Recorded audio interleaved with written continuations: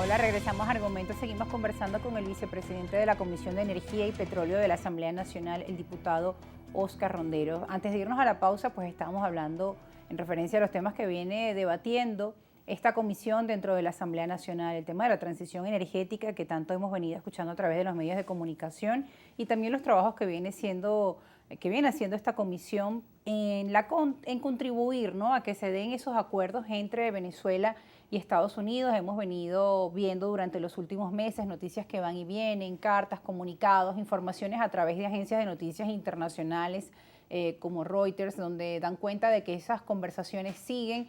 Sin embargo, es muy poco lo que sale a la luz, solo ya vemos cuando llegan resultados. Las informaciones oficiales es cuando ya una vez se han alcanzado ciertos acuerdos. Hay una información que vamos a revisar ahora del medio de comunicación que vamos a ver en pantalla del portal Descifrado, un portal venezolano, y refiere lo siguiente en cuanto al tema de los acuerdos entre Estados Unidos y Venezuela. Esta es una información donde aseguran que Estados Unidos planea aliviar las sanciones contra Venezuela y permitir a Chevron explotar petróleo. La administración Biden se está preparando para reducir las sanciones al gobierno de Venezuela para permitir que Chevron pueda reanudar el bombeo de petróleo.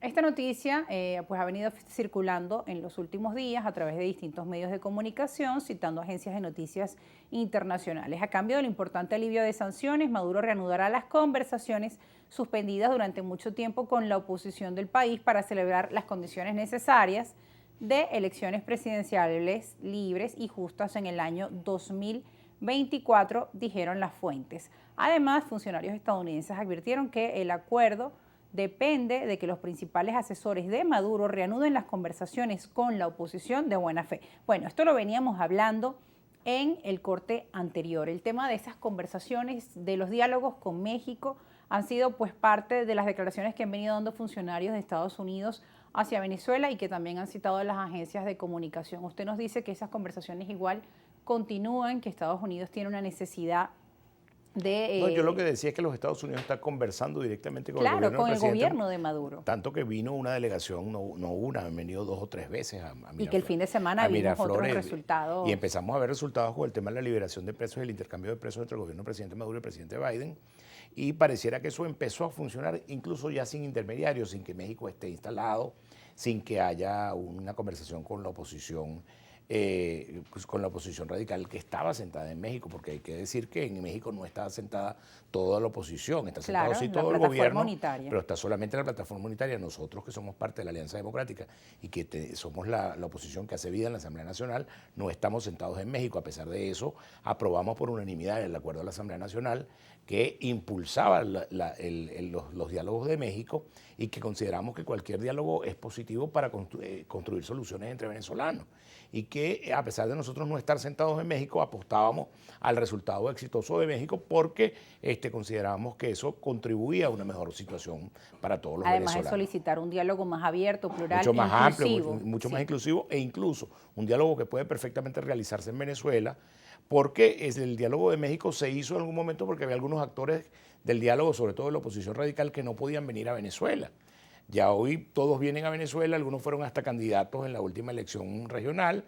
Es decir, perfectamente podrías instalar el mismo diálogo que estabas sosteniendo en México, en Caracas, ampliado ahora con la incorporación del resto de la oposición, con la incorporación de los nuevos actores que se produjeron de la elección regional del 2021, donde hay 3 gobernadores opositores, algunos no de la plataforma unitaria, donde hay un grupo de alcaldes, 120 alcaldes de todo el país que son de las distintas oposiciones y que también tienen una base de apoyo popular que los logró hacerse de un espacio electoral como son las alcaldías y gobernaciones. Ahora, si no son entonces los diálogos de México, ¿qué condiciona a Estados Unidos para no avanzar en la eliminación de sanciones hacia Venezuela?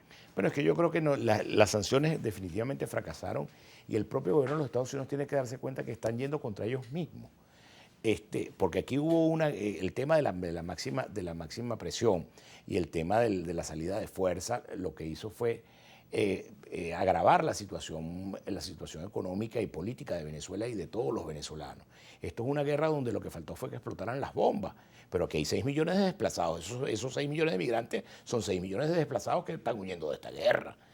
Aquí hubo una disminución del 75% del Producto Interno Bruto venezolano, Y si este año creciéramos el 10% como aspiramos, estaríamos en el menos 65% del Producto Interno Bruto comparado con el año 2013, antes que empezara esta política de máxima presión y de sanciones que no ha hecho sino empobrecer a los venezolanos y arruinar el país y arruinar nuestra condición de vida.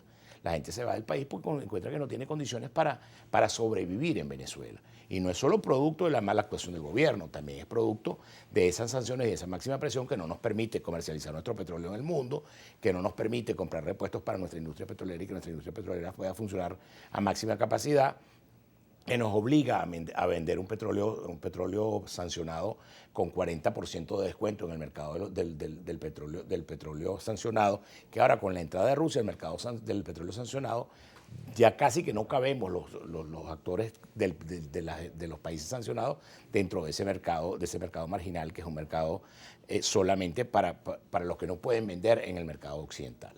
En consecuencia, creemos que lo propio es la rectificación de esa política que termina haciendo daño. Fíjate, esos 6 millones de migrantes terminan en la frontera del Río Bravo, en los Estados Unidos, utilizados por un gobernador republicano de Florida o de Texas para hacer política contra el presidente Biden, hablando de la mala política migratoria. Que ese es otro tema que también está sobre la mesa, las elecciones de medio término en Estados Unidos. Pero ese es otro tema que también es producto de esta guerra y de esta guerra donde, como te decía, lo único que faltó fue que explotaran las bombas y la gente terminó yendo. ¿Y dónde terminan? Terminan convirtiéndose en un problema para los Estados Unidos también. Bueno, el gobierno hablaba de la guerra económica, que no han mencionado últimamente ese término, pero lo mencionaron durante muchos años, que estábamos sometidos a una guerra económica y la gente decía, bueno, entonces si estábamos en una guerra económica, perdimos esa guerra.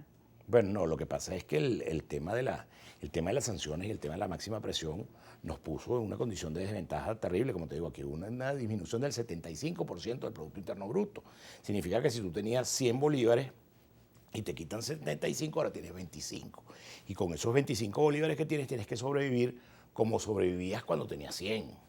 Pero entonces, a su juicio, ¿son las sanciones que originaron esto o agravaron una situación las sanciones que ya vinieron venía? Definitivamente a agravar una situación económica que ya venía siendo muy mala, un producto de un gobierno muy malo y producto de los errores de la política económica.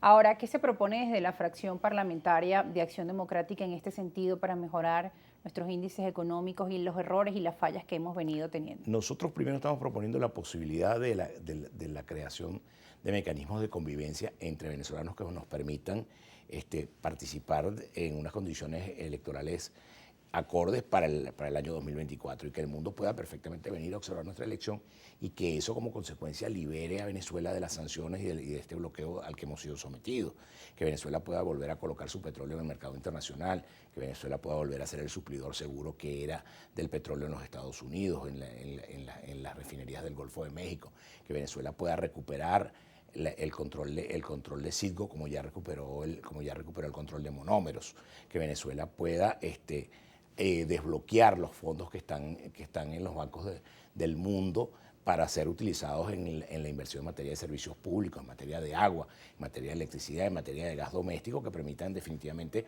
una mejor calidad de vida de nuestra gente. Y entender que de igual forma, si el gobierno de Estados Unidos anunciara hoy que levanta las sanciones, pues también queda mucho camino por recorrer para el rescate de la industria petrolera, ¿no? Claro, pero si el gobierno de los Estados Unidos mañana decidiera levantar las sanciones, el gobierno de Venezuela se queda sin pretexto, ya no va a poder decir que la razón por la que no tienes agua, por la que no tienes luz, por la que no tienes gas doméstico, es como consecuencia de las sanciones, porque ya se quedarían sin el pretexto del agente externo que te impide hacer una buena gestión. Es decir, al día siguiente se acabaron los pretextos, al día siguiente tenemos los venezolanos el derecho a exigir unos servicios públicos de primera calidad, porque ya el pretexto de la sanción y el pretexto del bloqueo habrá desaparecido. Ahora, hay otro tema. El gobierno también, en el marco pues, del giro en sus políticas económicas, ha venido anunciando de que las posibilidades de que nuevamente Venezuela se abra a la inversión privada extranjera, a que nuevas empresas de otros países también puedan participar dentro del mercado petrolero en Venezuela.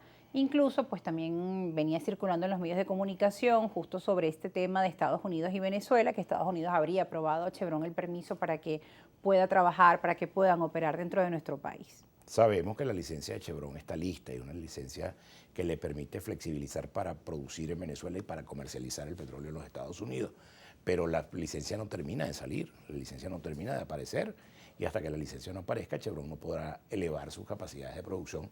Hay que reconocer que Chevron, siendo una empresa norteamericana, una petrolera norteamericana, se quedó en Venezuela a pesar de todas estas circunstancias.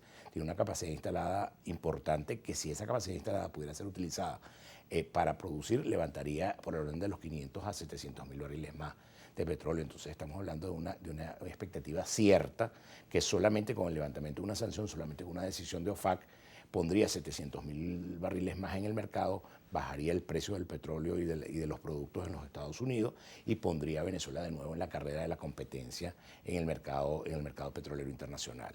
Es decir, creemos que el llamado es a la rectificación. Hay también señales interesantes del gobierno con relación a la flexibilización en el tema económico.